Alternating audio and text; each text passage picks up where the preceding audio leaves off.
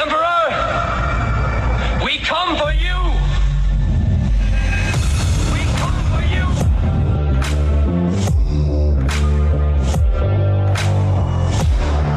Did IQs just drop sharply while I was away?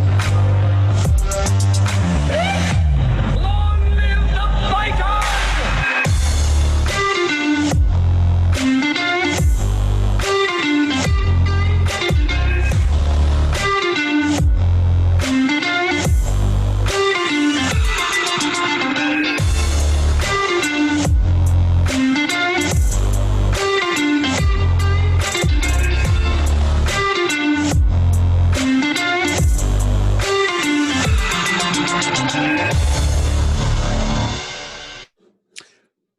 Well, hello there, interwebs. We are back for another fun-filled, exciting episode of the Fusion Underground. How is everybody doing? This is actually our 11th episode now. We finished up with season 1 last week, but we're doing a couple of just freestyling shows while we put together what we're going to be calling our season 2. And here at the Fusion Underground, what we try to do is we try to make sense of the world by having principled discussions about such topics as entertainment, current events, politics, and culture. Our mission is to educate people to become critical thinkers so they can live more empowered and happier lives. As always, I'm your host, Manuel Ramirez, and I'm joined in the virtual studio by my co-host, the one, the only, Jason Moret. How are you doing, brother? I'm doing great, brother. How are you? I'm doing good. I'm doing good. Actually, you got the Redskins hat on. Oh, it's my team. Always. Mm-hmm. Not anymore. Nope. They will always be my team. May they rest in peace. I don't care what they call them anywhere else, and football is probably going to be dead to me after once it starts up again this next season. But that's okay. Mm-hmm. And drinking out of the Redskin was it what koozie? Yep, yeah, that's koozie. a koozie. Yeah. Okay. Yep. I can't remember what they call those things anymore. Yep, it's a koozie. So what do you think about this Redskin fiasco that's happening? Oh, it's terrible, and it. You know, I was actually talking with family about it the other day. It has nothing to do with the Redskins, whether I'm a Redskins fan or not. It has nothing to do with it. This is, I mean, you take it all the way back to our free speech discussion you and I had before, but I mean, this doesn't end. This doesn't end. And for whose sake? That's the part that really is frustrating to me. The idea, it's been said supposedly, that the vitriol against the Redskins name has to do with the disrespect to the Native Americans. Well, says who? You know who's the most pissed about the Redskins name going away? The Native Americans. But nobody gives a crap about what they say. They're doing it for their benefit, whether they believe or want that or not. So it's for their own good, and we know better than they do. I really would love to see them actually come out and make a case that this is a hate crime. And it's actually, I'm serious. You think I'm kidding? You're literally taking away the honor that was bestowed upon them at the team's inception and saying, we're going to delete you from history and we're going to delete that team's existence because I'm sorry, man, that's hateful. And it's racially motivated there's no two ways around it. To me, that's a hate crime. If you want to play this tit for tat, that's wrong. Well, we're going to talk about this in a little bit. Oh, sorry. Because yeah, you just kept going and going. Keep it moving. So we're going to talk about that because I have something that I put together that I want to read for all of our listeners and for you, as a matter of fact, and has a lot to do with this topic. Okay. We got some other stuff on the docket today too. We got some anti-animal language. Sponsored anti-animal language. Anti-animal, you know, all lives matter. All lives matter. Yeah, I'm actually waiting for them to rename my street. Why? What's your? Do you live on Black Street or something like that? No, I live on Raccoon. I'm telling you right now, you think that street name stays the same for another year? You're out of your mind. Holy crap. Oh my gosh. Well, we've got more racist stuff in the bag today, I guess. We've got the Redskins to talk about. We've got PETA and anti-animal language. We also have some stuff around how math is racist. Of course it is. Yeah, Yeah. math is racist. And yeah. Oh, and we Oh, have a little bit of thing about white culture. okay. I actually did hear that the symphony is racist. Did you hear that? I heard classical music was racist. Yes. Classical music. Well, Yes. actually, but specifically in the performance thereof. It's not the music Oh. itself. Oh. Yeah. It's geared towards the musicians and who makes up Mm. the actual symphony that performs it. Are there a tremendous number of blacks who play classical music? No, but that's why. Because Oh. it's racist. Okay. Oh, okay. Yeah. Yeah. Oh, so even though they choose not to actually play violins or cellos or anything like that, So actually, it was racist because they can't get in there. it's an interesting story, and I didn't know if you wanted to kick it off, but what the heck? Since you Sure, got me why on the not? Why not? soapbox, We're let's talk about it, freestyling right? today. Let's go for it. So I think it was back in the 70s when you used to go to audition for to play in the symphony. You had to audition before the panel of composers Sure. who would judge your ability and say yes, you're accepted, or no, you're not.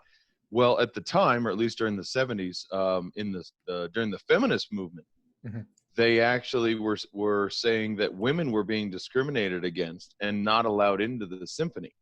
So a policy came out called blind auditions. So essentially, the musician is in a blinded, sectioned off area Like of a behind a room, curtain or something behind like a that. curtain, exactly, and the Okay. judges are too. They never get to see the person. Matter of fact, they're given an audition number so that there's no, you can't say, well, this is Audrey, so well, obviously Audrey's a female, and then they could make any bias. So Shaniqua, we auditions, can't say Shaniqua's on stage going to perform exactly, none of because that, right? that might be too racially, Correct, right. It might, well, any might there's no sound too name. racial, even though it could Exactly. be a white woman behind the curtain. Mhm. But then that would be cultural appropriation, maybe, or something along those Yeah, lines. you know, Okay. and then it's Anyway, so so we just anyway. call them numbers. Yep. So you are Two. audition number 1575, whatever your number is. All right, And like that's, prisoners. yeah, Like exactly. prisoners. Okay. Now, on a positive note, since the blind audition policy has been in, and this has now been going on for 30 years or more, excuse me now, there's actually been an increased number of women who make up a larger percentage of the performing symphony orchestra than previously. Because they get on based on their merits. Correct. And so Okay, the argument that's could be good. said, hey, that was good for women to actually make that. Yeah. And I personally like the blind audition because you're based solely on your performance. You're judged solely on your performance. It has nothing to do with anything superficial, anything physical.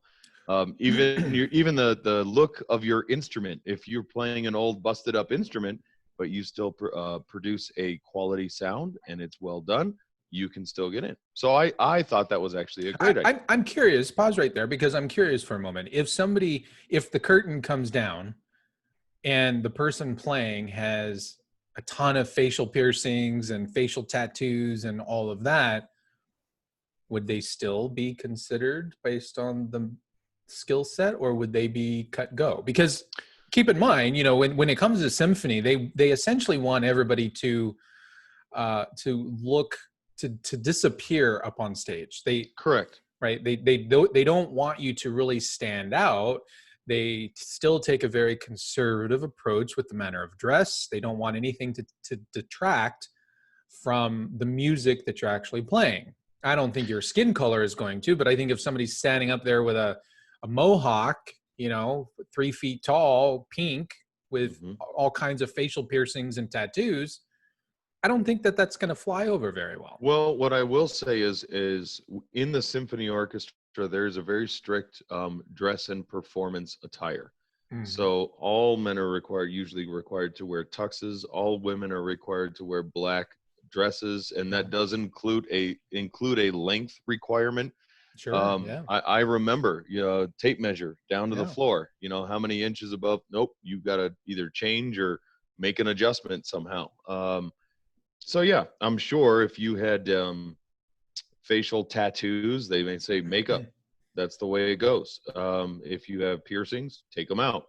You got a mohawk, flatten that thing out for your performance. And yes, Fair even enough. especially in the like Broadway musicals or performance, the orchestra is not meant to be seen ever. That's why there's the Why they're in a orchestra pit. pit below the stage. The sound is the important part to set the mood. So I don't know that any of that would disqualify you after you've made the cut, but Mhm. I'm not in a symphony orchestra, a performing symphony orchestra at the moment, so I wouldn't be able to tell you. But Okay. so anyway, Yeah, getting back. fast forward now into 2020, there's actually a push to try and eliminate the blind audition process Hmm. Okay.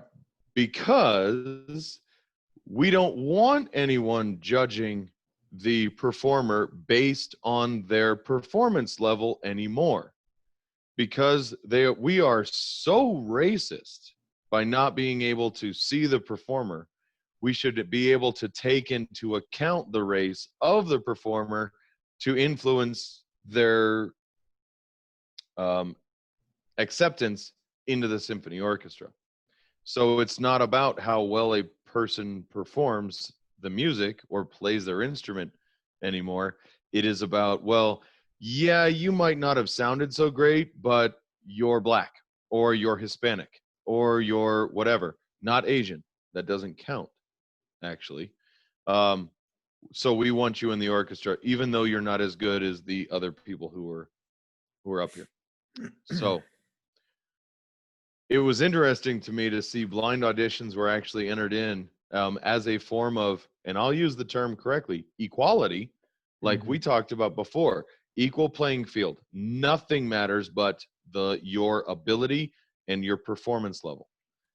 That was actually embraced by the symphony orchestras for, at least the last 30 to 40 years. Now we want to get rid of it because we cannot mandate racial segregation into the orchestra if you have blind auditions in play. Wait, so if we do blind auditions, are blacks not cutting muster and are getting cut? Correct. Okay, so they're not as skilled. No. So what I'm going to say is The people getting cut are not as talented and skilled as those that are getting selected. correct. Now that's not to say that there are not incredibly talented saying that. black musicians out there at all, because I'm not there's saying that. quite a few, especially in some of the symphony orchestras. But by right now. definition, if you don't get selected and nobody can see the color of your skin, if you are not getting selected, Mhm. you didn't play as well as the others. Correct. That's just bottom line. Correct. It's the same as if you ran a race in the Olympics and you were not fast enough. Right. You were outplayed, you were outperformed.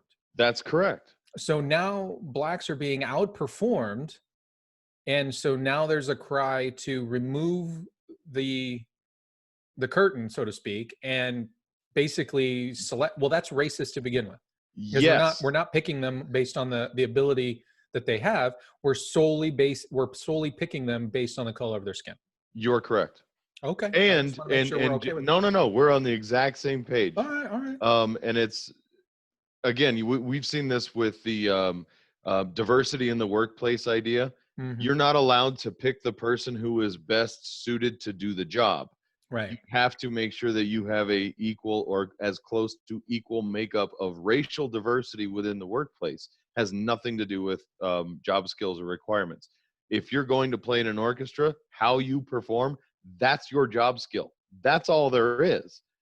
But because we cannot give extra points or extra consideration to minority races if we can't see them behind a curtain, then we need to tear down the curtain so that we can allow for that. And what does that? What are the people that actually get cut because of this? Because this is no different than, a year or two ago there were those high school kids who were trans athletes, who were actually biologically male, and they claimed to identify as females so that they could run against females in track and field, and the girls were getting crushed. Right. They were just getting absolutely demolished.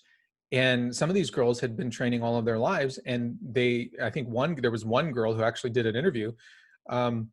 She lost a scholarship over this because she was no longer she was the fastest one until a biological male decided to say that he was a girl, and the biological male couldn't place in the top 40 against the other male males, male right, runners. right. But comes into the female category and crushes everybody and blows everybody away, and took the scholarship away from these other girls who were, I think, much more worthy of it. Yeah, yeah. Okay, that's like this. Go ahead. No, it's I hate to say it, but this is some of the stuff that, of course, people like you and I, sitting on the outside, have been saying, well, I'm telling you, the chickens are going to come home to roost with this crap sooner or later. And you guys are going to see how ridiculous this can get. You call me a conspiracy theorist all you want right now, but you just wait. And that's the one of many examples. Well, I have an interesting one here. Uh-oh. And this scares me just a hair. This kind of segues nicely into the story that I have here about how math is racist. Oh, math is racist. Math is racist. So, okay, I got this. This is from an organization. It's really they do a lot of. It's a blog, but they do a lot of writing about math and science and this sort of thing. And they wrote this article about how college math classes are actually racist. So I'm going to read a little bit from this article here. And it says, college math requirements began to multiply during the 1970s, a period of huge enrollment growth and major demographic change. Though opening up higher education to more people of color might have been a democratizing force, in fact, it coincided with the introduction of quality controls like general education requirements, and those led to the proliferation of remedial courses, particularly in math, as professors complained that students newly showing up in their classes were ill-prepared. Math departments grew, but the remedial courses contributed to racial stratification since students of color were most likely to be assigned to them, and they were most likely to attend community colleges. So you can see here that as universities and colleges began to put requirements around, you have to be able to have a certain command of the English language, right? You had to score so high on either an ACT or an SAT, right, and you had to score so high on in math. Well, some of these students were coming in and they didn't have the chops, particularly in math. And so now they didn't have the high school, right? I mean, keep in mind that high school is supposed to set you up for college, right? For that freshman year in college.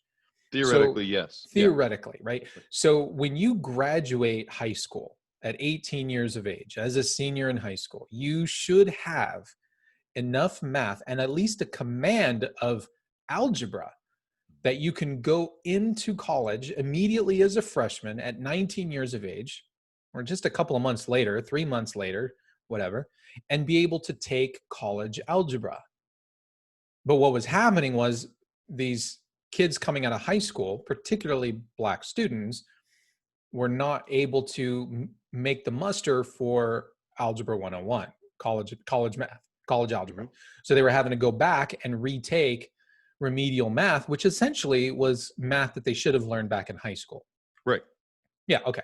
Just want to make sure we're on the same course. I'm going to continue here. It says at the height. Oh, go ahead. No, I'm sorry. Just to make sure I clarify, but the argument is that math, the inanimate subject, is racist, not the high schools that failed to educate students.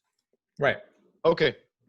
Just making sure I'm on the same diving board, ready to spring into the water here with you. Go ahead. Yeah. It says here, at their height, about 10 years ago, remedial courses represented more than half of math enrollments at community colleges nationally. These seemingly benign attempts to help students learn math, in fact, served to prevent millions from progressing toward a college degree. Imagine that. Did it really prevent them, or did it just happen to slow them down a bit? There's a difference there, right? Well, yeah. You take the remedial math class, you get up to par where you should have been, and then you go take college algebra. Right. No, It's- to prevent somebody would be saying Meaning you stop. can't cannot attend go. here Right. because you didn't cut the mustard to Right. get here. Right. Not, So, oh, you got to take this extra class so that you're better prepared to actually do that Right. because So high school nobody's- failed you.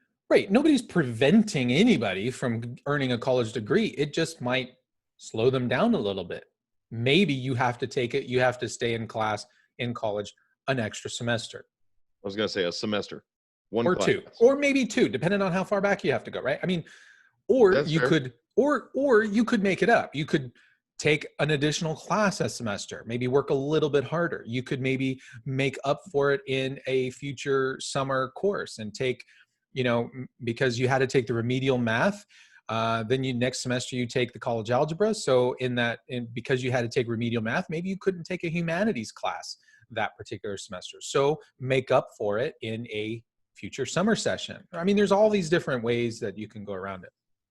Yeah. Okay. It says students placed at the lowest levels of remedial math had less than a 10% chance of completing a credit-bearing math course and even lower chances of earning a college degree. Of course, it doesn't say why they have lower chances of earning a college degree. It just makes the statement that they have lower chances.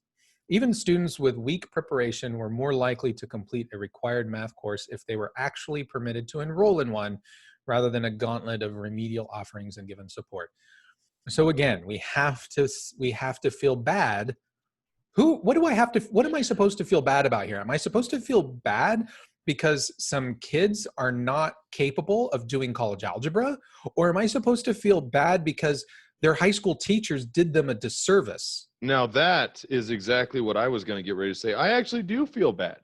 I don't feel bad that they had to take a remedial math class in college. What I feel bad about is the fact that they went to a high school that did not force them in one way or another to learn the material they needed to be successful in college. That's the job of the high school. Right. So let me go on here. It says, intended or not, math requirements had become a de facto filter that could determine students' ability to succeed in college. Oh, really? Or even to get in. It's little wonder that Bob Moses and his disciples refer to algebra as a civil rights issue. Recently, as I watched 13th, I being the author here, the timing struck me. The growth of law and order politics came on the heels of civil rights legislation in the 1960s, as mass incarceration began to keep Black people out of voting booths. This coincided with the establishment of math requirements and remedial courses limiting access to college degrees. While there's no question that remedial mathematics is a better fate than imprisonment, the two operate in parallel ways. Oh, really? Really? Yeah. Both hold people in limbo states that may be temporary but can have lifelong effects.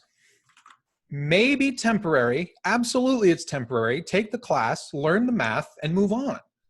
What lifelong effects are we talking about here? Okay. All right. I'm going to try and give some credence. I'm going to do my best. So, and you know how I like to try and do my best to do some of this. So let's take a leap of faith for a second. I suppose if I were a young man, again, I'm going to take myself back in history just a little bit. If I were coming out of high school and I was going into college, bright-eyed and bushy-tailed about starting my future, and testing into those classes, I did not get accepted into the college algebra level class, and I had to take remedial math, that could feel discouraging to my person. That may make me feel bad, and I could see how that could hurt my little feelings. But I know if I was living at home, my mom would kick me square in the butt, said, well, then you do your math and get over it so that you can get the college degree that you want. If not, and I was on my own, I'd like to hope that she raised me well enough that I would do that to myself and say, okay, well then fine. If this is the predicament I'm in, I'm going to take the class, show them that I'm not a big dum-dum, and then get on with earning my degree. I don't consider that prison. At least right. I don't. Well, yeah, I don't either. I don't either. But they actually are trying to draw a parallel between prison and taking a math class. They even go on here in the article, even after imprisonment, I guess by imprisonment being you're taking a remedial math course, individuals can lose employment opportunities and their right to vote. And the more remedial courses a student is sentenced to, the less likely he or she is to ever earn a college degree or a decent livelihood. We're talking about 1, maybe 2 remedial courses. We're not talking about spending the next 10 years in remedial classes. So yes, they may, the less likely he or she is to ever earn a college degree or a decent livelihood. Are you kidding me? Some of these, I mean, there are some people who are on the 5, 6, 7-year plan of college, not because they're in remedial classes, but because they can only go to school part-time. They can only take 1, maybe 2 classes Sure. at a time. Sure. So what difference does it matter? What they're working for, I mean, these students, while they may be taking remedial algebra so that they can get a degree, so they can eventually pass college algebra, they're still working toward a degree. And what if these students want to become an engineer? What if they want to do Yeah. something in the sciences where college algebra is the least of their worries? They're going to have Oh all yeah, they're kinds gonna of do math classes. calculus and trigonometry and things like that. I Oh mean, yeah, well, and just the math alone that they're gonna have to learn beyond that, college algebra is nothing. right. The What's physics what's behind it and the chemistry, all of which is Mhm. algebra based, all of which is a ton of math. So if so, So what we should create college degrees that blacks go after that have nothing to do with the sciences, well, and and I'm trying to really wrap my head around an idea here. So she's this author is saying that if you take a remedial class, you're less likely to earn a degree. So Mhm. obviously, she's pulling from some statistical database for pulling this out. So I'm trying to create a profile of a young student in my head, not a racial one, but I'm just going to call it an academic profile for someone who's not who doesn't have the high school level basic math skills to get into college algebra. So I have to believe then that it's highly possible that they might have also other deficits in other subjects, where somebody coming into college may have to repeat not just remedial math, but remedial English, writing, reading, all of those basic courses that you're going to have to repeat. I could see how that could be discouraging. And I'm wondering if actually I'd be curious to see if there's a psychological profile for this type of student where maybe they do get discouraged to where after taking these courses again, and whether they pass or fail, I don't know. That'd be another interesting breakdown of those statistics for the author if she wants to dive into that a little bit more deeply. But yeah, so maybe this does have to do a little bit more with those feel goods or the not so feel goods for these young students coming out.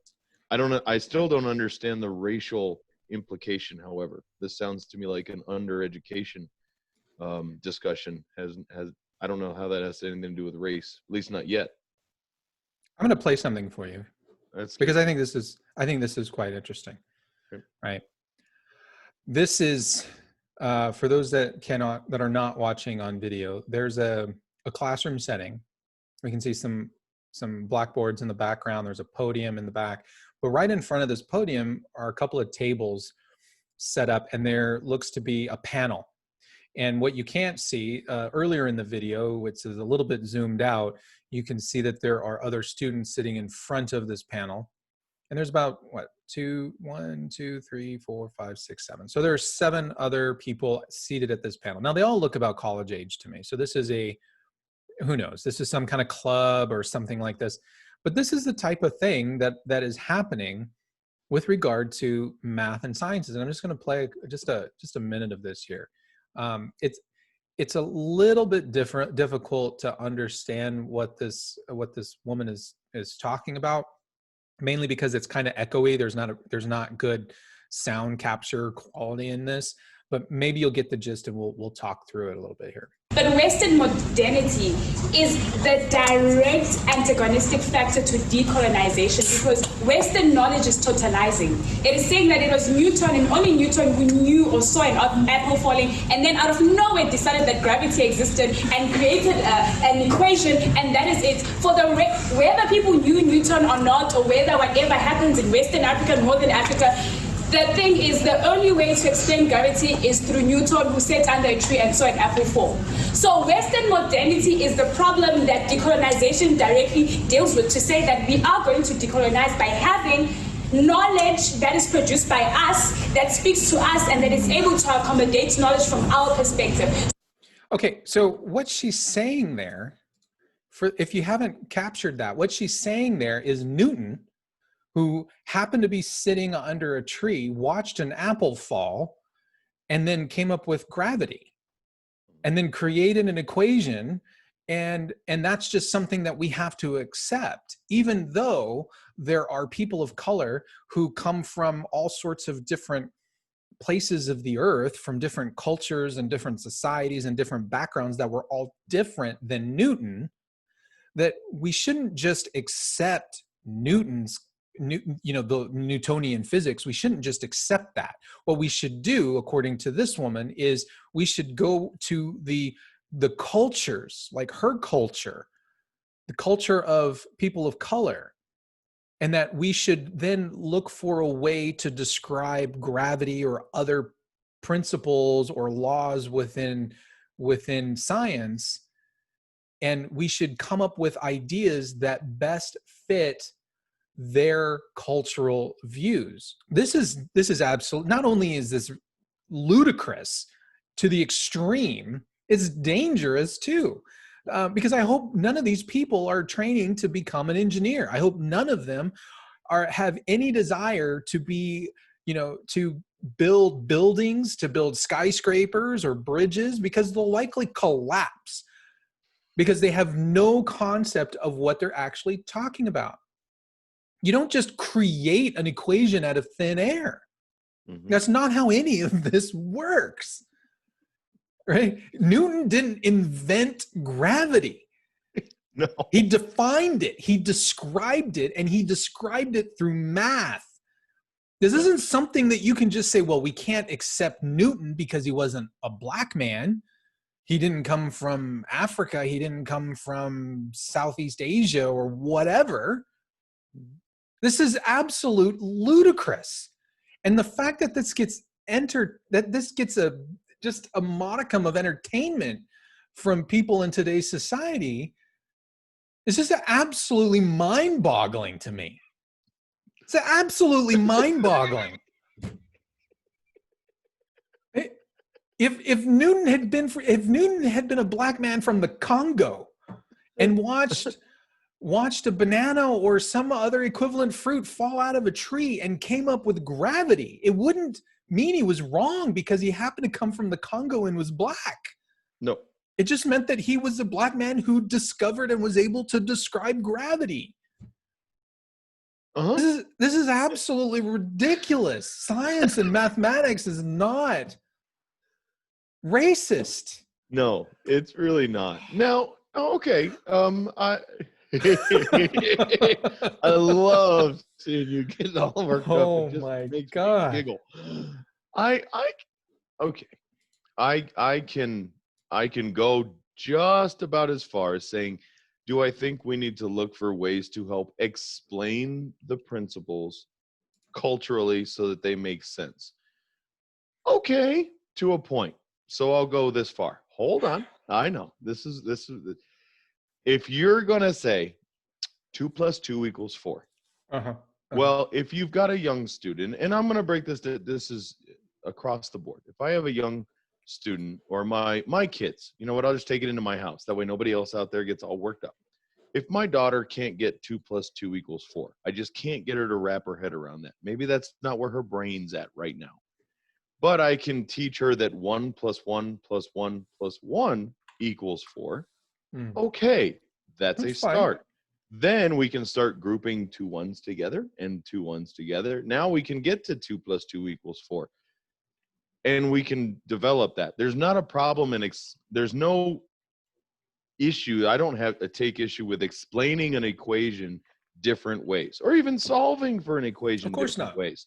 You know, my wife in algebra, she loved the quadratic equation, you know, because there you just plug it in, you plug the numbers in, you always get the right answer no matter what. It might take you 9 hours to go through all the math, but you get the right answer. Me, I didn't like doing that. I like to factor out because I could do half of it in my head, figure out the other half, and I had it in 2 minutes. I mean, it was quick.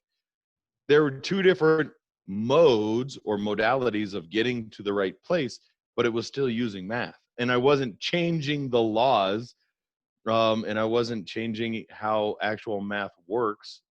It's just doing it a different way. So I can go that far.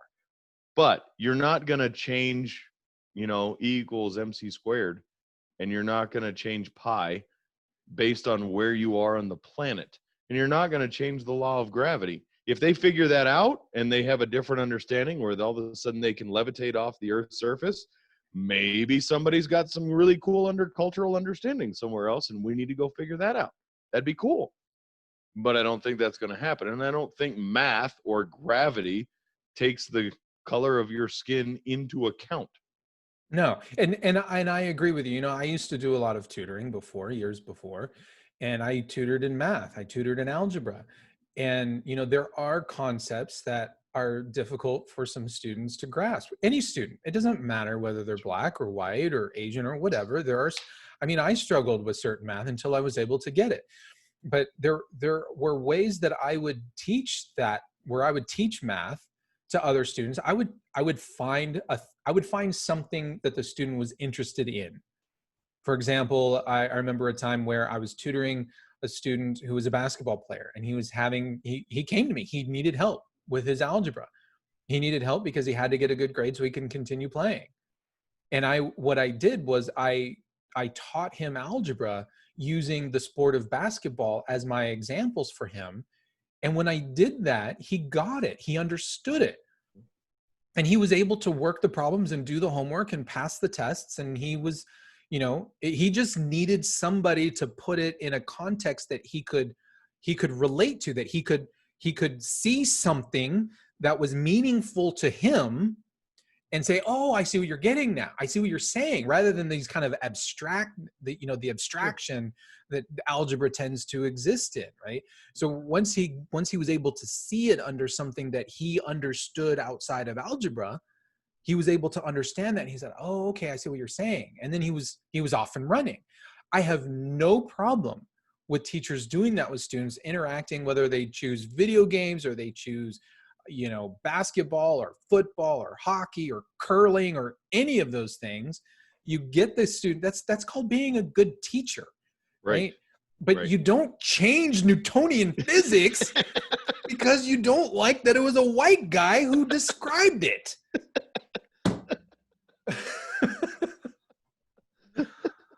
Holy cow.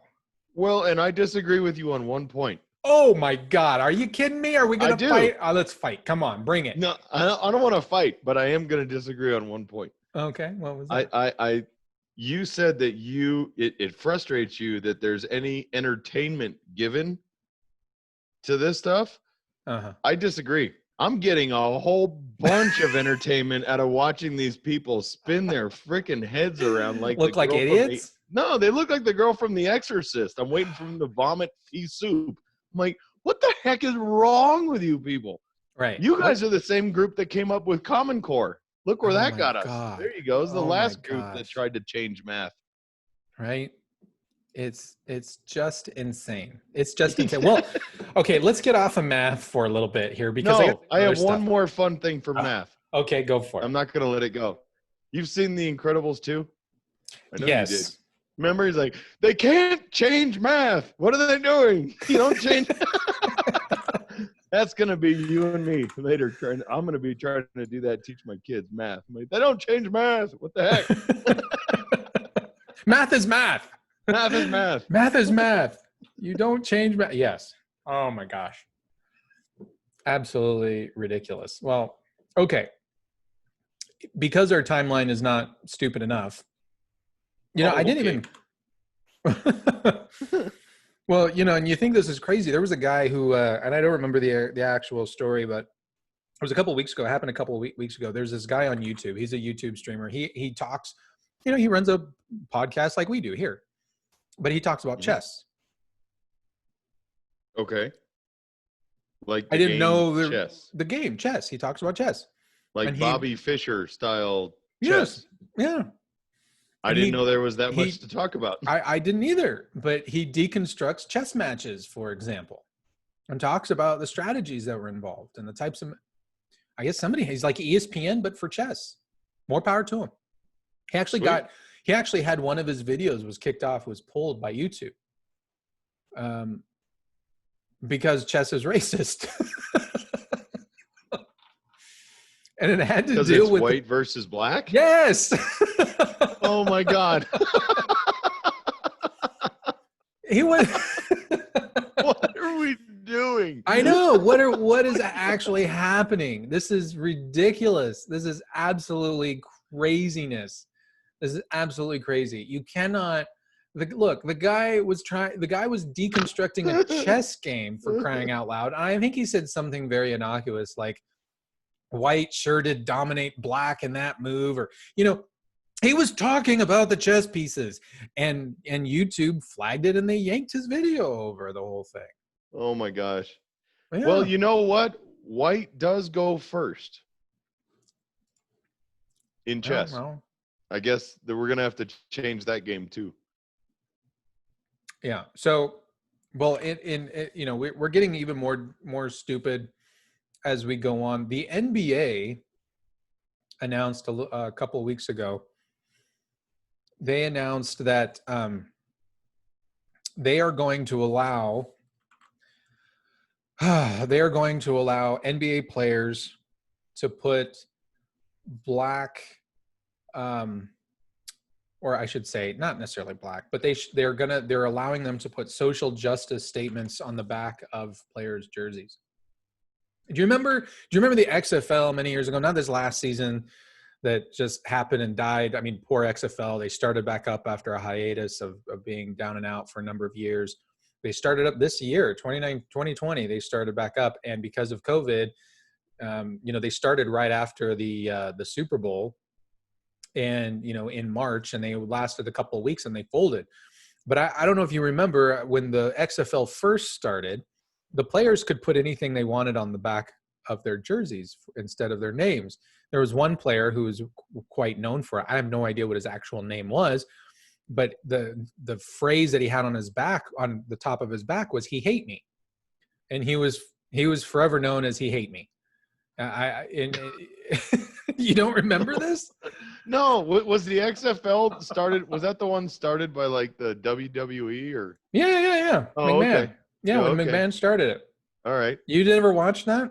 No. I might now. It's dead now. Well, no, don't do that. They killed it. My point wasn't the fact that the XFL is whether alive or dead. The point that I was trying to make was the XFL allowed players to put whatever they wanted on the back of their jerseys. "He hate me" was one of them.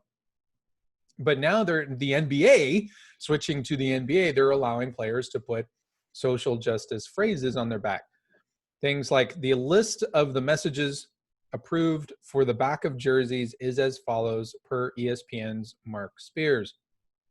They can have Black Lives Matter, say their names, vote, I can't breathe, justice, peace, equality, freedom, enough, power to the people, justice now, say her name. I don't know that one.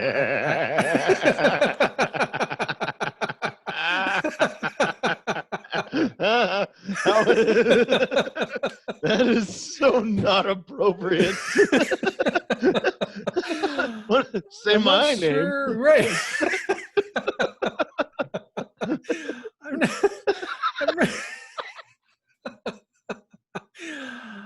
I'm not familiar with that one. To say her name. Okay. Si se puede. But these are. I'm sorry. You have more? Oh yeah, I have more. Si se puede, which means yes, we can. Liberation. See us. Hear us. Respect us. Love us. Listen. Listen to us. Stand up. Ally. Anti-racist. I am a man. Speak up. How many more? Group economics. Education reform. And mentor. Might as well just put like, comrade on the back of your jersey. Seriously. Social economics? Group economics. Oh, group economics. So Group socialism. economics. Got it. Yeah. Okay. All right. Yeah.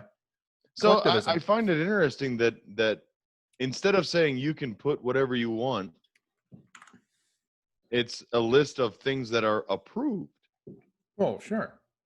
Oh, okay. So it's say whatever you want as long as I feel it fits within the narrative that I want out there on the court. Sure. Of course. Interesting. No. Funny how that works, huh? I think Amazing. I'd love to take a line from Joe Rogan and go, bitch, what? Right? Put that on the back of your jersey. How about shut up, play the game, play it from your heart, and I will show you the quant. Well, speaking of sayings, PETA has released a series of approved phrases when referring to animals. Who gives a crap what PETA says? I'm sorry. Very few people do, actually. Continue. But they still raise their. I think PETA feels a little left out right now. I don't doubt that. I mean, poor PETA. There was a time during the 80s, they were very vocal. They were against fur and leather. Well, fur was in the 80s. Everybody was Right. wearing fur, so they had to keep buckets of pig's blood around.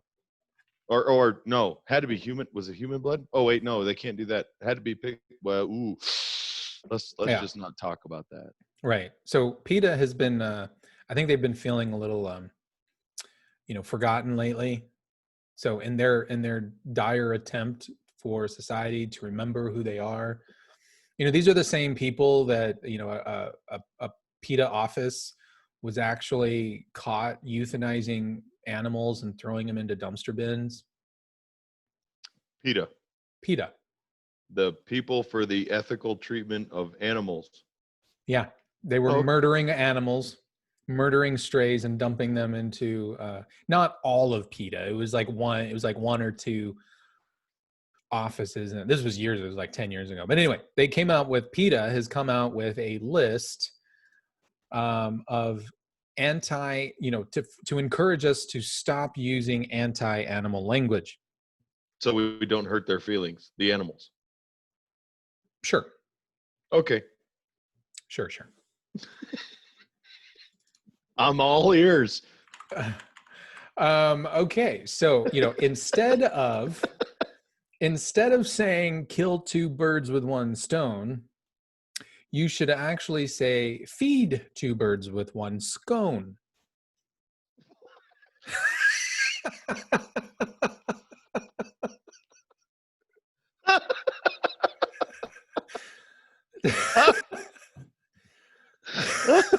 Oh my God.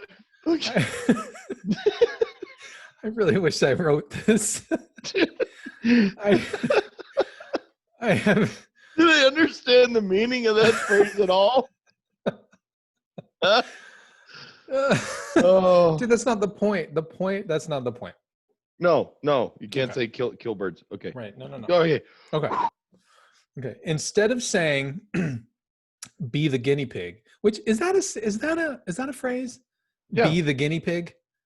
I mean, I understand like being a guinea pig, or like I don't want to be a guiney pig. Don't be the guinea pig, or we're going to use this as a guinea pig. And right. So I think they're trying to lump all of that idea in together. But okay. I think they're creating a phrase here. Be the guinea pig. Be the ball. Be the No, that's not what you mean. Be the ball. Sorry. Be No the guinea throwing pig. guinea pigs. Okay. Right. So be the guinea pig. Instead of saying that, you should say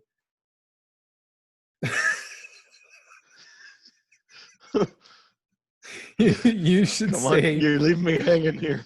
be the test tube.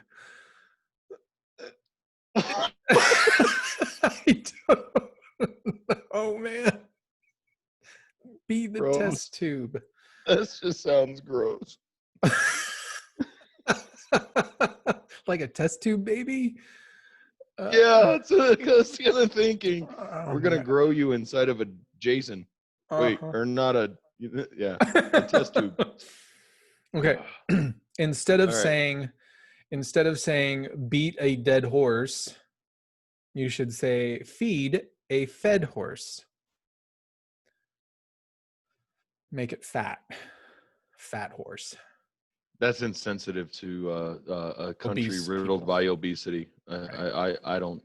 I find that very offensive. Right. I think That they is need very to. offensive, I think yes. they need to go. But yeah, they need to go back to the drawing board with that one. Mhm. That's not. And I'm instead offended of- by that. Instead of bring home the bacon, you don't want to say bring home the bacon. What you should say instead is bring home the bagels. The bagels. Yeah. Yes. The bagels. So I actually heard bagels are racist or anti-Semitic. Excuse me. How are Because those are bagels Jewish- anti-Semitic? Bagels are Jewish donuts. I'm not kidding. I've apparently that's true. If you that only Jewish people like bagels, and they have bagels all the time, and those are Jewish donuts, and to make any reference to bagels is anti-Semitic. Anybody not on video, we have lost Lucy. He's falling out of his chair. He's laughing too hard. Dude, you said Jewish donuts. What the hell is wrong with you? No, I'm not making this up. What are you- Wait, only Jews eat bagels? This is not. Do you really think that I can make something like that up? Dude, Yes. I like a bagel with cream cheese. What's Yep. Holy crap. I tell you what, make a note, write that down, do your own research, come back on our next summer series and apologize. Because Jewish donuts. You are going to be terribly surprised that I'm right. Oh my gosh. That is terrible. That is just absolutely terrible. Okay. So I disagree with bringing home the bagels. Oh my gosh. All right. Well, I got one more here. Okay, go. Instead of saying take the bulls by the horns, you should say take the flower by the thorns. That's what you should say. Ba-dum-bum. That's terrible. Isn't it? No, Isn't that's terrible. And that doesn't work like at all. No, Okay. it doesn't work at all. Okay, so You lost me at bagels.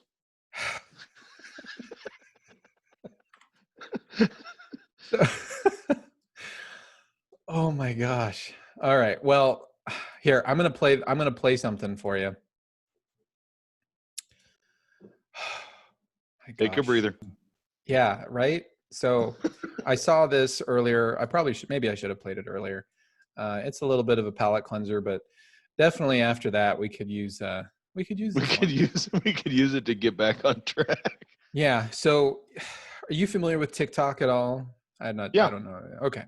So TikTok, it's basically a new form of social media. People can put little videos on there and share them, and they go viral.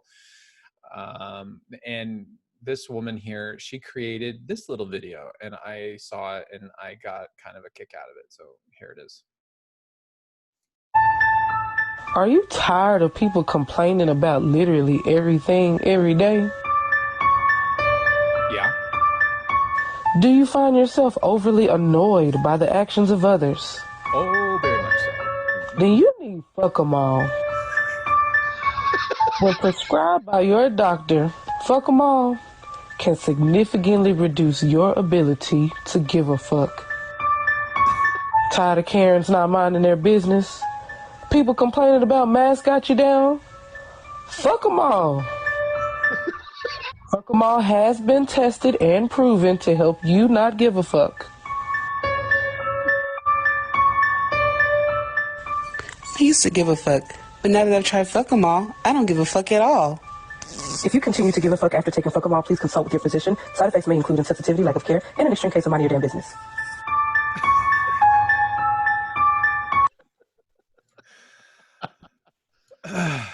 Yep, I like it. Yeah, that's how I feel about after reading and looking at all of this kind of craziness that's on the internet of people just complaining about mathematics and science and You know, and I think a lot of people are at that stage where they're just like, you know what? I'm just so done. I'm tired of all of it. I don't care. You want to complain about this? Fine, go complain about it. But stop taking up space on my TV and my, radio and everything else. And just go back under your rock and complain to whoever you want, as long as I don't have to hear it. So I get it. Yeah. I wanted to play this other thing for you, but before I do, I wanted to show you. I don't know if everybody remembers who this individual is. This is Kamala Harris. These are just a few pictures. Bless her heart. That that I'm showing, because the reason why I'm showing these pictures is because I don't agree with her politics at all, but she was a candidate for president for the Democratic ticket. And she's not an ugly woman. She's a successful lawyer. Well, definitely not in comparison to current Democratic leaders. I will agree with that. Yeah, I mean, here's some other photos of her. Mm-hmm.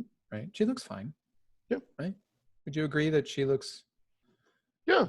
There's nothing wrong with her. Well, something happened to Kamala Harris, and I really don't know what happened to her face. Check this out. I don't think I have any sound here, but just look at her face. See her face? She's over here on the right-hand side. Mm-hmm. Look at what is happening with her face.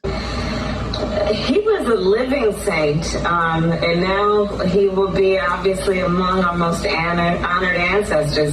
I would sit and talk with John, and her face looks just tight, like the whole, like she looks uncomfortable. She doesn't she? She looks really uncomfortable. Like, what happened to her face?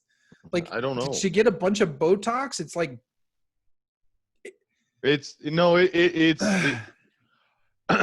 okay. If you just look at the pictures that you showed previously, and yes, she's a fairly attractive female, with what I would consider classically attractive female features. Sure, yeah. The video you just showed, she looks genuinely uncomfortable. I mean, it really does. Her face is pulled back and tight. It reminds me of do you ever see that movie Holy Man with Eddie Murphy? Yeah. Way long time ago, where he's got like the little zapper and it zaps this lady's face all into a contorted state. It looks like somebody's sitting there doing that. It's zapping her. Yeah. She's legitimately uncomfortable. Yeah. I don't know what happened to her face there, but hopefully she gets some help. She's okay. Yeah. Maybe she's just not feeling well, and she had to go in there and they just told her, just keep smiling no matter what. Smile through everything. But it looks pained. Like her smiling just looks, I don't know. It looks like somebody's standing on her foot and she's not able to move. Right. Yeah. Yeah. Anyway. Okay. I have this thing that I would like to read now. It has to do with your beloved Redskins. Why? What do you mean, why? You know why. Yeah, well, I told you we were going to talk about this. I know. I told you I didn't want to talk about it. It hurts my heart. Well, I don't care. I know. Yeah. See, that's why we should talk about it, because it's good course. stuff right there. Yeah. Thanks. Yeah, you're welcome. So the reason why I put this together is because, you know, when the Redskins announced that they were changing their name, there were some people that celebrated the name change, or at least celebrated the act of them ditching the Redskins. Of course, there was some funny ones saying that they were actually going to change their name to the DC Redskins, and I thought that was kind of funny. But you know, there were a lot of people that said, well, good, they should change their name, because the Redskins, the word Redskins is rooted in racism. It's rooted in bigotry. Even Bill de Blasio, the mayor of New York City, came out and he said that the name was rooted in bigotry. Well, what the heck does that guy know? Right. Sorry. Well, I wanted to know, is this really a thing? So I wanted to find out, is this name really rooted in bigotry? So here's what I came up with, and I wrote all this down. So I'm just going to read this, and just give me a moment while I read through this. I think our listeners will find it kind of interesting. I haven't had a chance to proofread this or anything, so I hope it sounds okay. If it reads okay. It's been a few days, but here we go. So the term Redskin was a reference to the Beothuk tribe of present-day Newfoundland, Canada. The Beothuk painted their bodies with red ochre. White settlers in the region referred to the Beothuk as red men because of the red paint on their bodies. Historical records show that Native Americans described themselves using redskin as a way to differentiate between them and white settlers. Native Americans continued to describe themselves as Redskins throughout the 1800s when negotiating with the French and the Americans. The term gained greater acceptance in white society in 1823. James Fenimore Cooper used the word Redskin in his 1823 novel, The Pioneers. There's a scene in the book where an Indian character is dying and says, "There will soon be no Redskin in the country." It wasn't until the 1850s that sports team owners began to use Indian words and Indian iconography for their teams. Native American iconography was chosen as a way to connect the team to the history and, quote, Americanness of the country. And if you're a team owner, why wouldn't you want to do that? The purpose of any team owner is to develop a fan base and to develop a product that people can attach themselves to. There were negative references to Indians in media. For example, author L. Frank Baum of The Wizard of Oz wrote 2 editorials about the death of Sitting Bull and the massacre at Wounded Knee. In 1890, Baum wrote, quote, "With his fall, the nobility of the Redskin, the nobility of the Redskin is extinguished, and what few are left are a pack of whining curs who lick the hand that smites them," end quote. While Baum appears to be racist against Indians, his use of the term Redskin was not used in a negative way. In 1915, poet Earl Emmons released a book of poetry called Redskin Rhymes, a book that is apparently quite racist against Native Americans. However, even with these 2 examples, Americans did not use the term Redskin as a racial slur against Native Americans. In the early 1910s, movies were a growing popularity in America.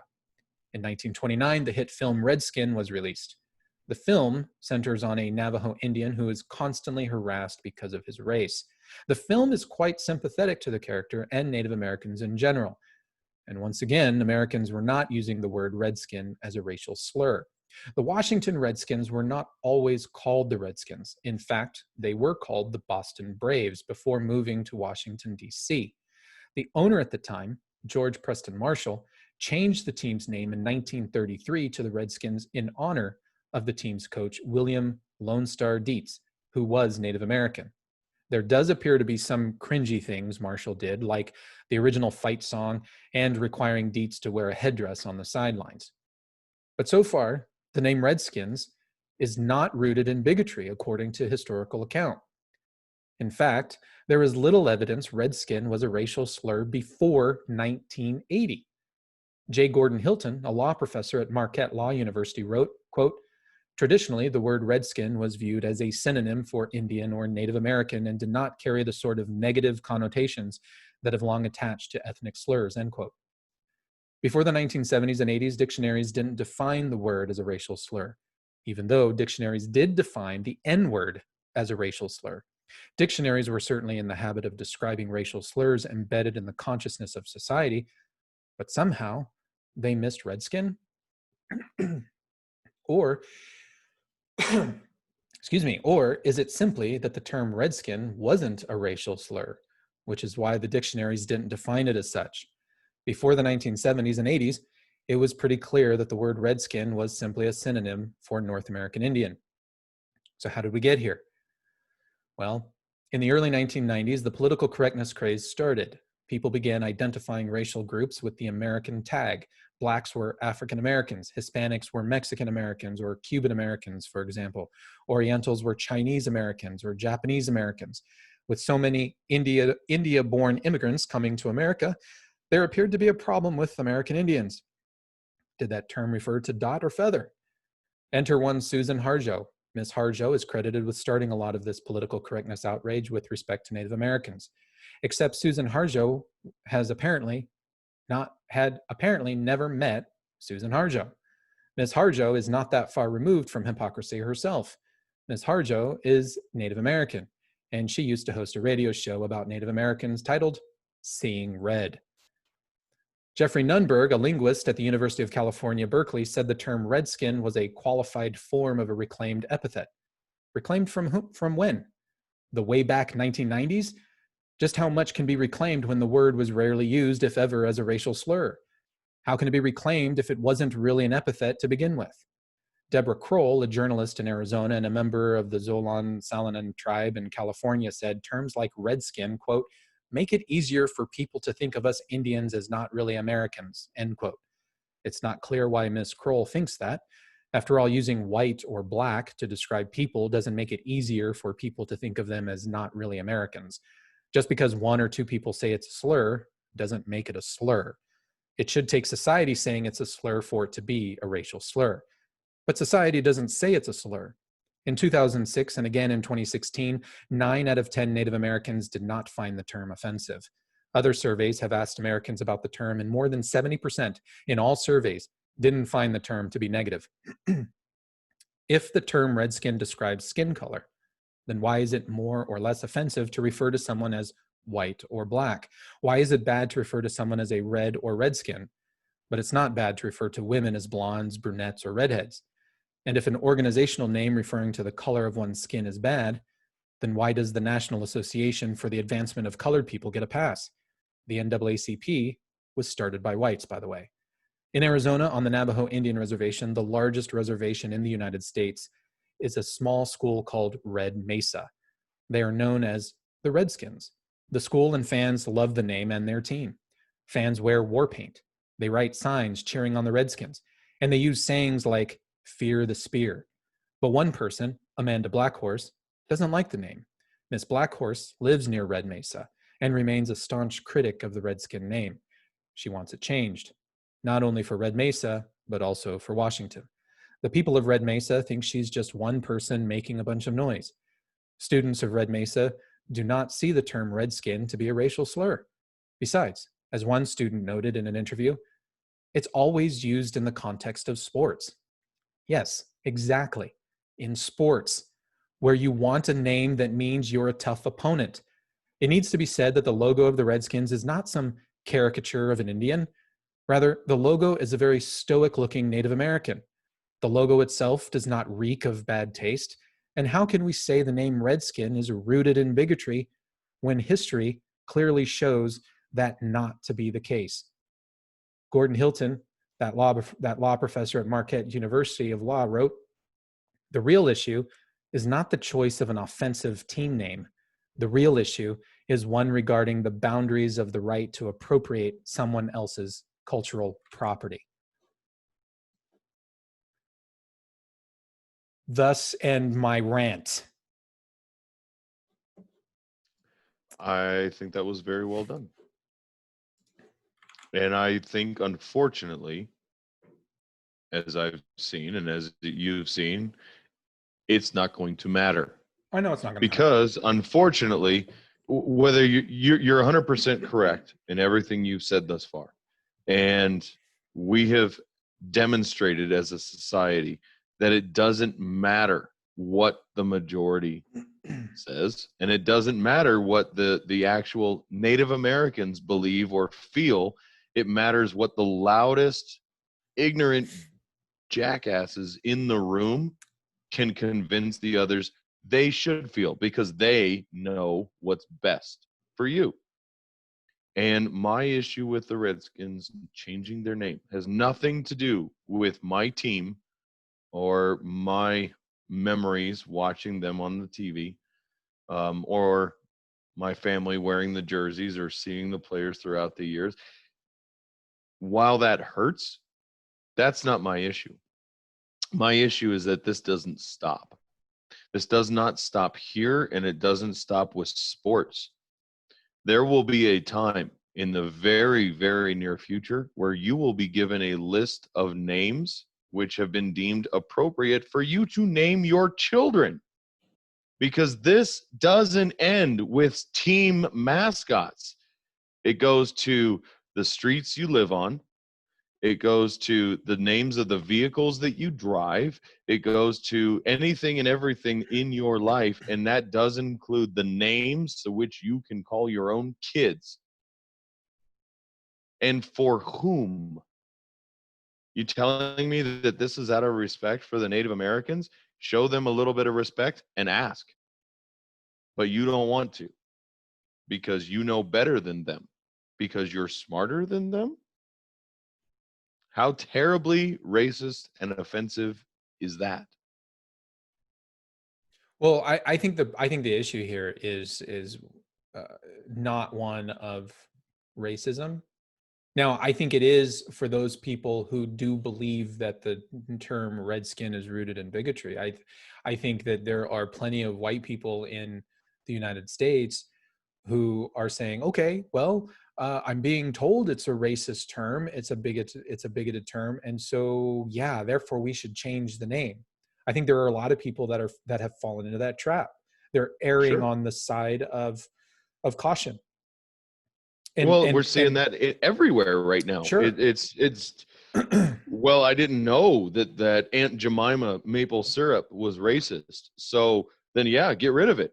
Right. Even though that the entire family of that particular woman has said, don't you dare take away the history that we have rooted in this, the honor that we've had, that my great aunt or my great grandmother, who is that person who actually built this company up from nothing, that wanted her face on there, that loved that brand because she made it.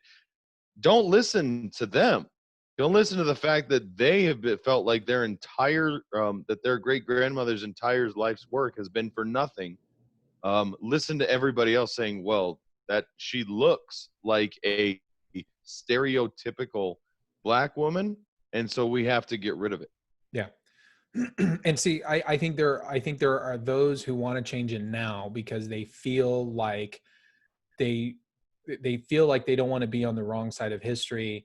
And so they say, well, if other people say it's a racist term, then we should change it. I think there's one group of people, but I think that the people who have been pushing to change the name Redskins, I think what a lot of this is rooted in is the fact that the Washington Redskins organization is a for-profit organization. They're designed to make money. And the reason why I say that is because when contrasted with, well, for example, the Utah Utes, it's University of Utah, right? They're the Utes, named after the Ute tribe up in that region of Utah. They have Native Americans come out onto the field before games. They do, you know, the drums and the very typical traditional Native American dances and stuff. They do that before games or at half times, etc. Right? A lot of people don't realize that their entire mascot is rooted in Native American iconography, including their name. But that's a little bit different. It's not a for-profit school. It's not a for-profit company. It's a state school. So therefore it brings with it a more open and welcome identity for everybody in the state. And I think if something like Utah were a private university for profit, I think we might be seeing something a little bit different. Well, but because the Washington Redskins are for profit, well, we have to be against them. Go ahead. So no, I'm not saying you're wrong. I think the collegiate institutions are protected right now because they're schools. I think because you've got the Atlanta Braves, you've got the Kansas City Chiefs. That's another NFL team. Those are all for profit or for money-making endeavors. They're money-making organizations. They're not so rooted in like the university. So they're different, right? The Florida Seminoles, the Utah Utes. We have Native American universities, or at least named after or named for, with mascots of Native Americans. But the universities are okay. Why is it that the Atlanta Braves, which people have voiced negative opinions toward in the past, we have Atlanta Braves, we had the Kansas City Chiefs, although they're not getting as much fire, but it's only a matter of time. There are already people calling for the reuse, for us to not use words like chief, because that would be considered cultural appropriation. Right. And that's what I guess where I was going. I think I agree with you that the for-profit companies, and I'll take the NFL teams as a whole, I think they're going to be all targeted. This is going to trickle down. It's going to keep going. The Redskins are first. Fine. Well, we're the first. And then the Chiefs and the I think the Cowboys. The Cleveland Indians. Stick strictly with the NFL. I think the Cowboys actually will see some fire coming up. Yeah, if you want to take it over to baseball, we've got the Indians, we've got the Braves. Those are they'll go away. The Texas Rangers are already being threatened because the Rangers are apparently somehow rooted in a rounding up of slaves or something of that nature. So white supremacy, because of the actual Texas Rangers, the law enforcement group way back when, right? They allegedly did things related to white supremacy. I have no idea what that means, but that's the new narrative. Yeah. So this doesn't stop. Once the professional sports teams are done being affected, however long that takes, I don't think colleges are going to be safe forever. I think that'll happen because what we've done now is we've set a precedence that this should happen. Not just can, but should. That is the cultural acceptance. Anybody who thinks differently is guilty of wrongthink. And so this is the new norm that will take place, and everything that you've known about and we'll just stick with sports mascots. It doesn't have to be football. It's everything. They're all going to come crashing down. I actually do think basketball will be the very last. Why is that? I think basketball is, and call this a profiling statement if you want, but basketball is predominantly black athletes. Agreed or not? Well, but so is the NFL. Well, stay with me though. Okay. You look at the Owners Association of the NFL, and even the fan base is actually more predominantly white, while the players are black. Yes, I agree with you. But the NFL or the NBA, and look at the stance they're already taking to try and cushion themselves from that. I think that's a big part of why they want to allow players to put these ridiculous logos and slogans on the backs of their jerseys, to try and cushion them from the social justice attacks that everybody else is under and going to be under.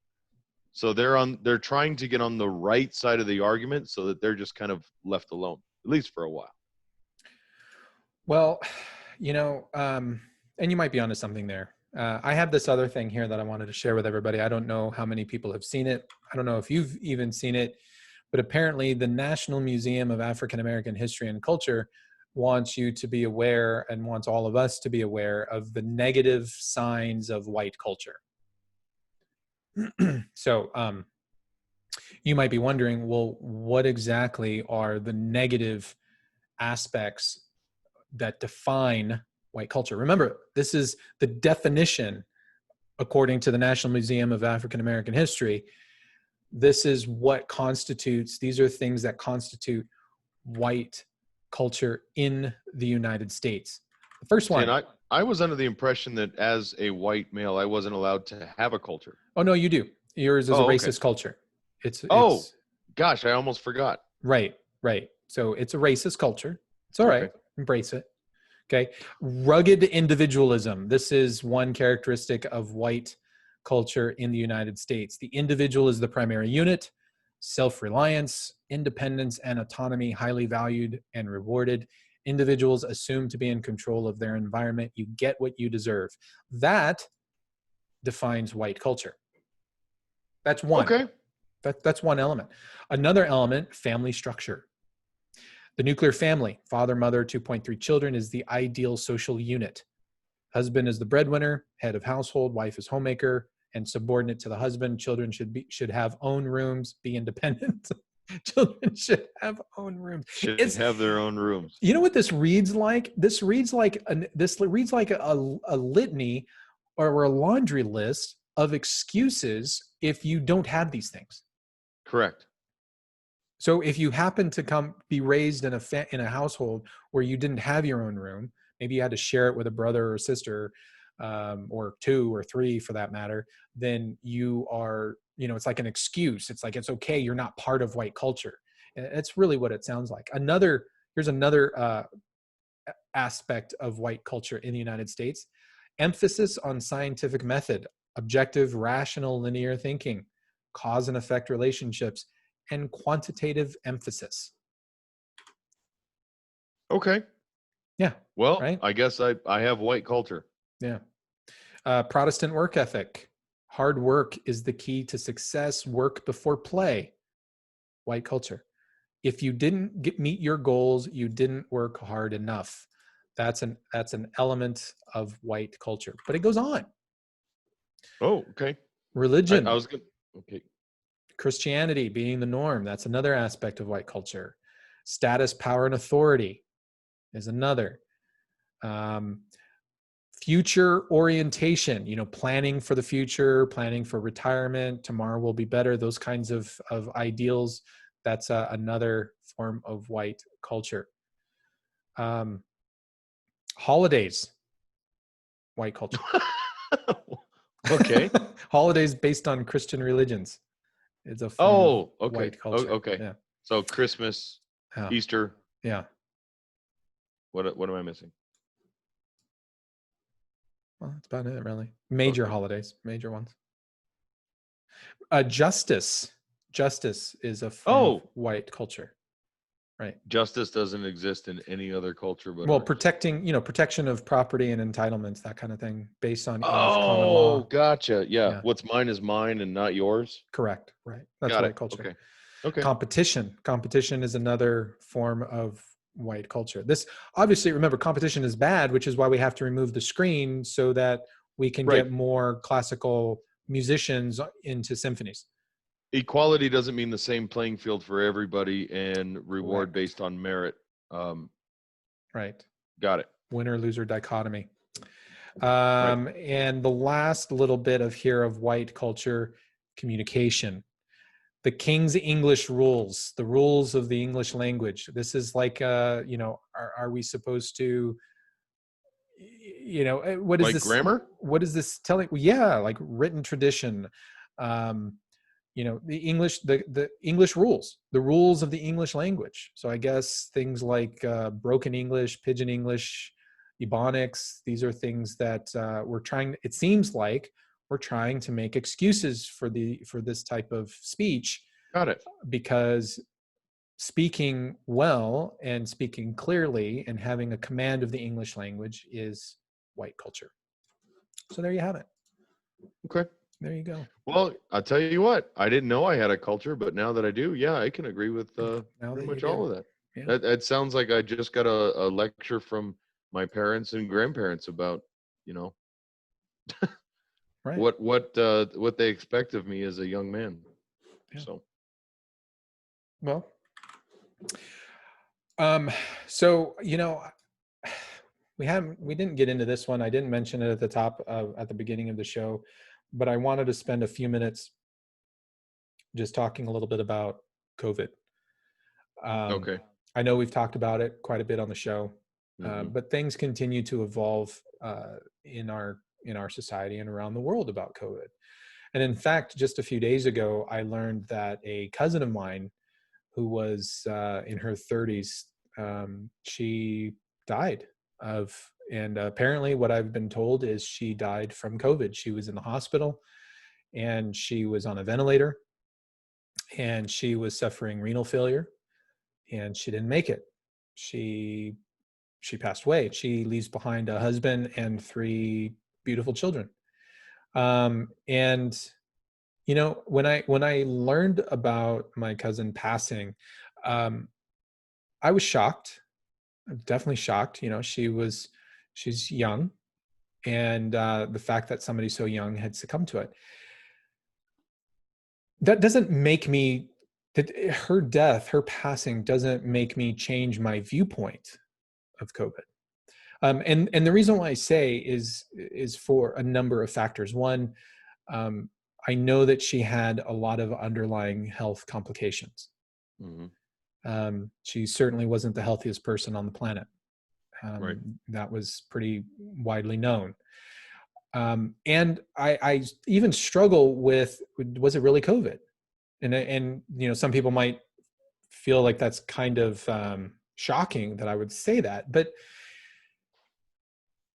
the reason why I do is because it's hard to believe any of the data that's coming from anywhere, let alone even our own state in Arizona. It's hard to understand what the true picture of COVID looks like and how dangerous it actually is, because all of the data is absolute garbage.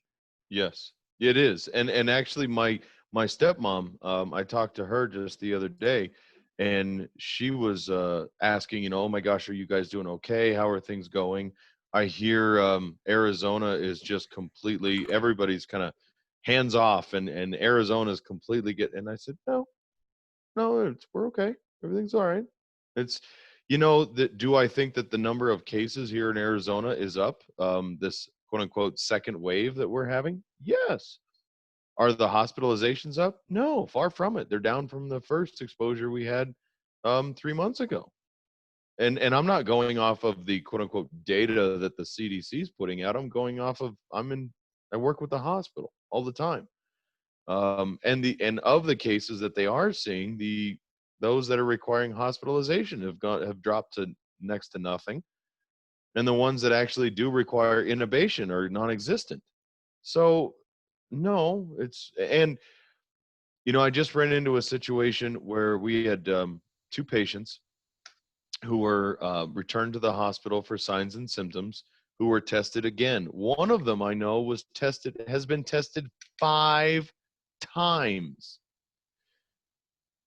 I don't believe for a minute that is being recorded as one case. He's never had it. This patient has never had it. But they were recorded 5 times. So you know what that means? Well, we've got 5 more instances of testing going out there. So that's 5 more for just one person. And that jacks the numbers up. The numbers that I am seeing, even on my own little bits of research, are not even close to what's actually happening. And then I mean, you showed that little clip of the mayor down there in the Phoenix area going on national television talking about how we're bringing up refrigerated trucks because we're running out of places to store dead bodies. That was never close to right. I mean, we're so, and I say the media as a whole, and I'm going to lump the CDC and the WHO right along in with it, are so invested in making sure that everybody is scared and paying attention to the news for their only source of information. They don't care whether one bit of that information is verified at all. You were telling me an instance about a reporter in Florida. Yeah, There was a reporter in Florida who actually was looking at some of the data and noticed that there were 2 deaths who were in their 20s. And so in digging a little bit further and asking the hospitals about what actually happened, he was interested, he wanted to know, he or she, I don't remember the person's gender, but the investigator wanted to know what were the underlying conditions. And what they were told was that, well, the first one didn't have any underlying conditions because the first one died in a motorcycle accident, but it was being recorded as a COVID death. Because apparently if you test positive at any time for COVID and you die from whatever reason, then you are recorded as a COVID death. And this is why I get really angry. This is why people are saying, well, COVID can touch your life. And it certainly has touched, at least this death has certainly touched my family.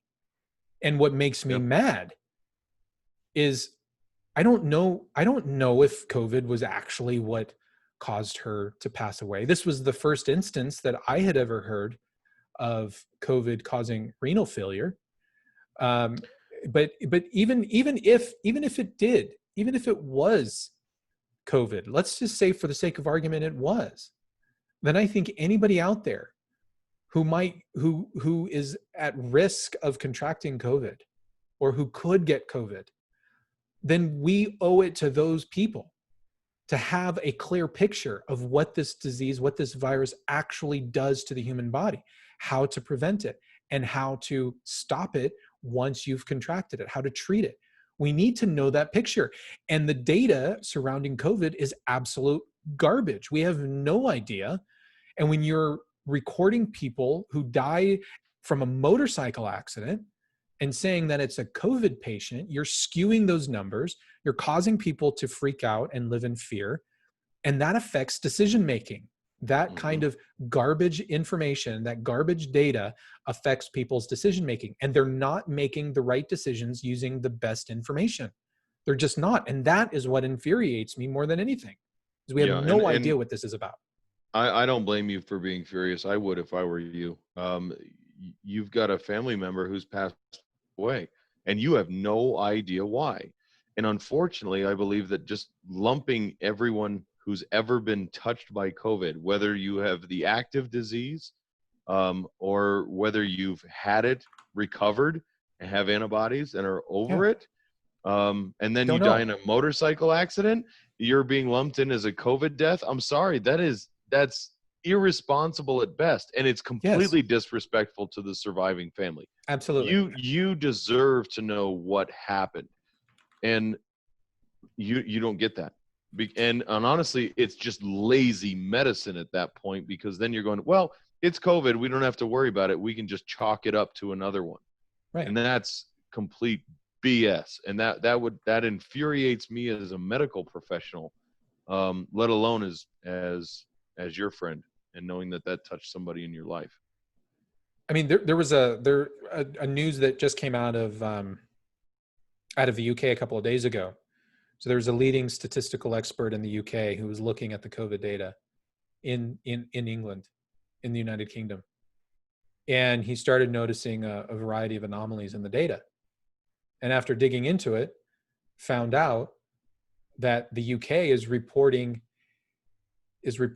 coronavirus deaths of anybody who tested positive but later died for any cause. The UK has now come out and admitted that if you test positive in the UK and you die for any reason, that you will be included as a coronavirus death metric. That's insane. Yes. That's absolutely insane. That means nobody can ever recover from this disease. Ever. Nobody can recover. No. You could survive another 20 years and die of a heart attack, and you will wind up being a COVID mortality. That's absolutely insane. And while I can at least applaud the UK for admitting it, because that's happening right here, right now. Yeah. And we haven't admitted that, but that is the God's honest truth. Right. And it's terrible. It's terrible for the families. You know, there was a story that I read just the other day where a doctor's wife was in the emergency room, got admitted into the hospital. And this is a doctor, from what I understand, is an epidemiologist. And his wife was near death. And everybody had written her off as she just has a few hours left to live. She's not going to make it through, maybe not even the night. But this doctor demanded that all tests be run on her, as many tests as they could. You know, they had just assumed, they had taken the test for COVID, they had tested her for COVID, but it was still too early to get the results back. So they presumed that she had COVID. So they recorded her as a presumed infected COVID patient. It turns out she didn't have COVID. She had Legionnaire's disease, which affects the respiratory system. Mm-hmm. Most patients that get severe Legionnaire's disease end up being put on a respirator. You know what also happens with patients suffering from Legionnaire's disease? They suffer renal failure as well. Yep. Maybe my cousin had Legionnaire's disease. I don't know. She wasn't tested for it. Right. I don't even know if she tested positive for COVID. She could have been a presumed positive case for COVID. I don't know, but I'm going to assume that she was tested positive for that. But this just goes to show that there's so much bias inside our own healthcare system that even our doctors and nurses will just presume, well, you have COVID. That's all. That's what it must be right now. And so they're using this bias to not even do any other further testing or to treat patients, and it's absolutely disgusting. It is disgusting. And you know, I had a conversation with my my stepdad just yesterday, actually. Was wanting to know what, you know, Jason, I don't understand. Why are the numbers for this so high? I'm hearing that COVID units are at 90% capacity. And I explained one thing just on that, which I think everybody needs to hear too. When you go to the hospital, there are 3 signs and symptoms of COVID-19 that will get you a presumptive positive diagnosis. Now, also keep in mind, most hospitals right now, because we are blanket testing everybody in mass numbers, we have 2 different forms of testing for the active disease. I'm not talking about serology for antibodies, but I'm talking about active COVID disease, COVID-19. You have the what's considered a rapid test, which you get your results back in within 24 hours. They're there. That's why they call it the rapid. And then your send out laboratory testing, which right now here in this region is taking 7 to 10 days to return. If you draw that and set, the rapid tests in the hospitals up here are out. They don't have any more. They're gone. So everybody is who is presumed positive and has that test drawn, it takes a week to a week and a half for you to get the results back. It's ridiculous. The 3 symptoms are cough, shortness of breath, and a sore throat. I didn't even say fever. Let me do that one more time so everybody hears me. Cough, shortness of breath, sore throat. If you go into the hospital, to the emergency room, and you have one of those, you are considered presumptive positive for COVID-19. They are to presume you have the virus until your test results come back and they can rule that out.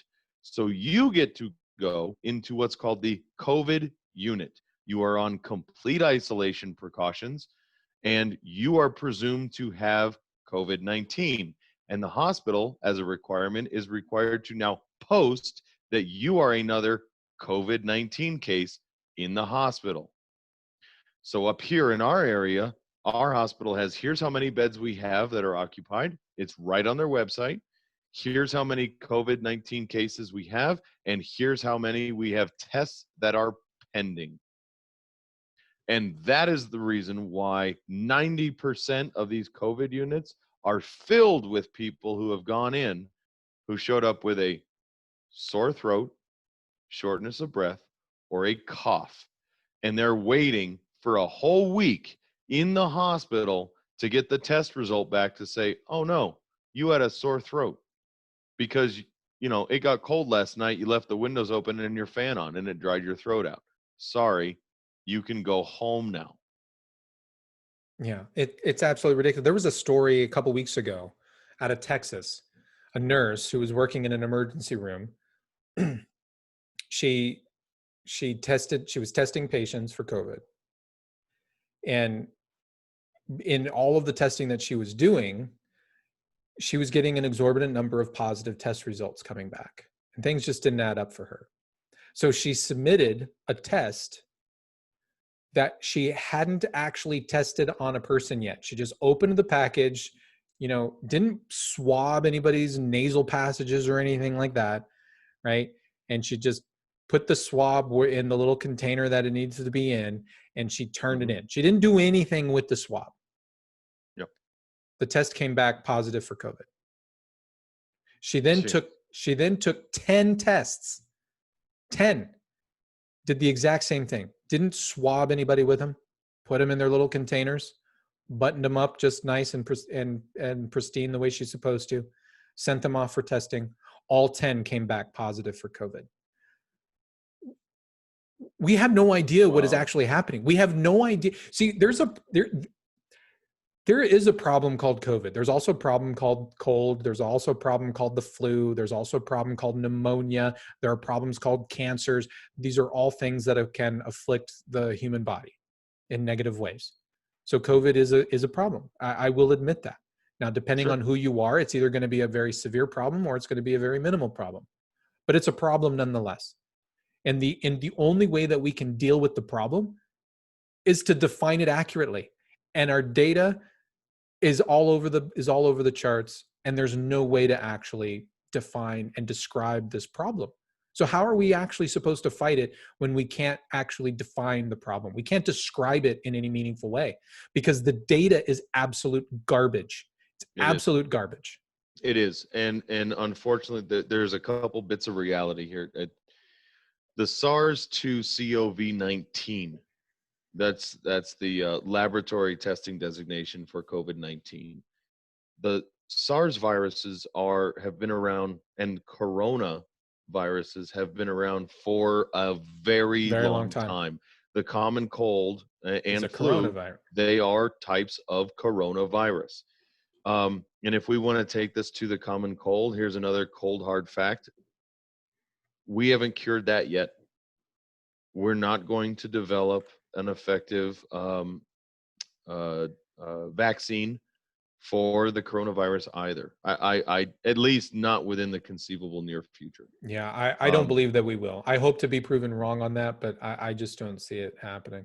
No, but you do not mask up for the common cold. And, we do have vaccines for the flu. And everyone knows that's not a lifetime vaccine. Why? Because the virus mutates every year. There's a new strand every year, sometimes multiple ones. And just like this, or just like the common flu, who does that have? It has a higher mortality rate than COVID-19. The flu does for people over 75 years of age with existing comorbidities. They are at extreme high mortality rate for the flu. And I want to add something to that because you're absolutely right about the flu. But here's the thing, our society, we're very open with the flu. In fact, we encourage members of our own society to go out into public when they have the flu. Think I'm wrong? We have things called Dayquil, specifically engineered and targeted for people who have cold and flu symptoms, to take Dayquil. Why? So they can go back to the office, so they can go to work. Just because you take Dayquil doesn't mean you're no longer contagious. It helps to clear you up so that you can operate. But we as a society, we say, take the Dayquil and go back to the office. We treat this openly.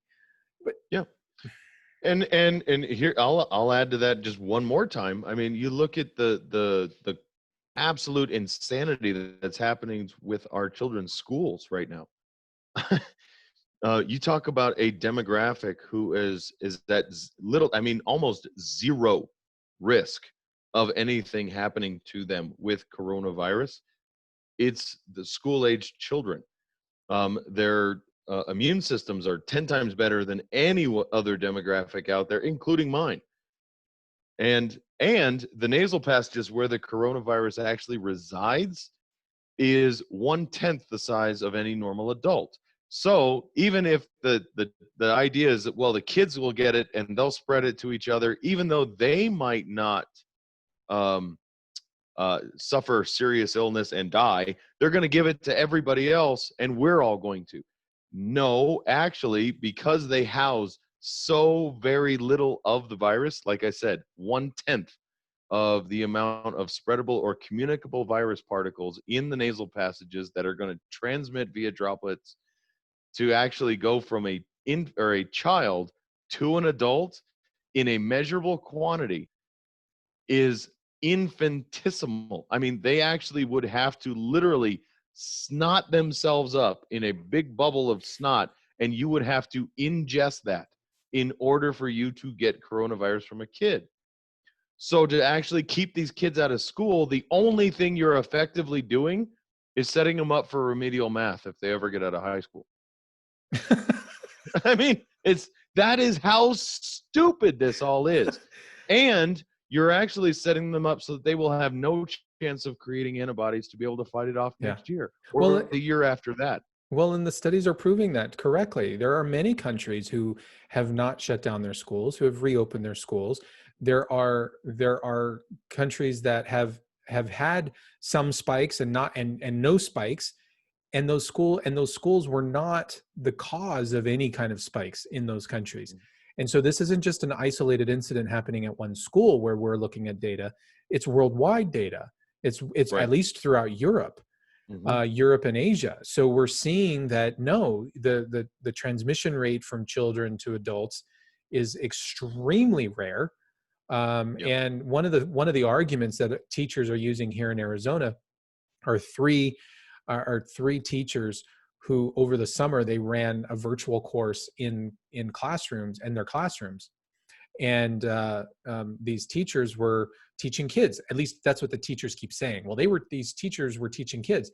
Turned out there were no kids in the classroom. It was just these teachers. These three teachers would come in and they would set up and they would do videos and they were social distancing and they were wearing masks. Well, one of the teachers was about 61 years of age and she contracted coronavirus and allegedly died from coronavirus. I say she did die. I say allegedly died from coronavirus because we don't really know what caused it at this point. But she could have gotten it from, if she did get COVID-19, she could have got it from the other two teachers. She could have gotten it from Fry's or Safeway, from the grocery store. Who knows? But teachers are now trying to use this as an excuse here in Arizona to keep the schools from opening. But the vast majority of studies, the vast majority of actual cases, show that the schools are not an outbreak for it, and that transmission from children to adults is extremely rare. Yeah, and actually, if anything, you're making a case that social distancing, virtual classrooms, and shutting down the schools has done absolutely nothing. If you really want to actually make that. Yeah. No, there are three main ways to actually combat a pandemic when it comes to a medical sense. One is isolation precautions, that is masking and isolating the sick individual. That's making the sick individual confirmed wear the mask, wear the gloves, wear the face shield. That's confirmed to actually work. The second is isolation of the sick away from the public. So that's quarantining them at home or in the hospital. You can actually take a sick individual, quarantine them at home where they're not in public, and then wait the disease process out. Or the very last, which has been proven throughout history all over the world to be the very most effective way to combat a pandemic situation like this, is called herd immunity. And that is where you get the masses of healthy, strong, middle-aged or young to middle-aged individuals, like let's say you and me, and all of our demographic, to go get it. You contract the virus, you build the antibodies for it, so that when that repeats, and it's cyclical, which all coronaviruses are cyclical, and when that cycle comes back, we've got a protection system built in, and it cannot latch on and lay hold to the mass, so that the at-risk demographic, and that's your over 75 with comorbidities, they are protected from it because we have built up the defense for them, and it cannot last holding them. That's the third and the most tried and true way of beating a pandemic, and that's been tested throughout history and medical science throughout the whole world. Well, good stuff. I think we've agreed. I think we have feed the fed horse long enough on that whole thing. Don't you dare do that. No, we beat the dead horse. To heck with you, PETA. We have beaten the dead horse long enough. I think that's gonna do it for the rest of the show. Thanks everybody for listening. By the way, we've been changing our website, fusionunderground.net, around. We're still not done. It's a work in progress. It'll always be a work in progress. But we're trying to make it so that if nothing else, you can go to our website. You can find the audio version of the show. You can watch the videos, all of our YouTube videos directly embedded on our website. So it's kind of a nice one-stop shop for everything. So we're trying to drive everybody there. But as always, you can find us on Facebook at facebook.com/azfusionunderground. Our website, as I mentioned, fusionunderground.net. We're also on YouTube, BitChute, and you can get just the audio version of the show on Anchor, Breaker, Spotify, Google Podcasts, Public Radio, and Stitcher. And as always, you can find us on Twitter at the FU Brothers, or you can feel free, send us an email. Let us know how we're doing. contact@fusionunderground.net. Wherever you find us, though, we would appreciate it if you give us a thumbs up or like the show. It helps attract more viewers, more listeners to the show. So for Jason Moret, I am Manuel Ramirez, and you've been listening, as I mispronounced my own name. That's cute. Fantastic. You've been listening to the Fusion Underground. Peace. Have a good night.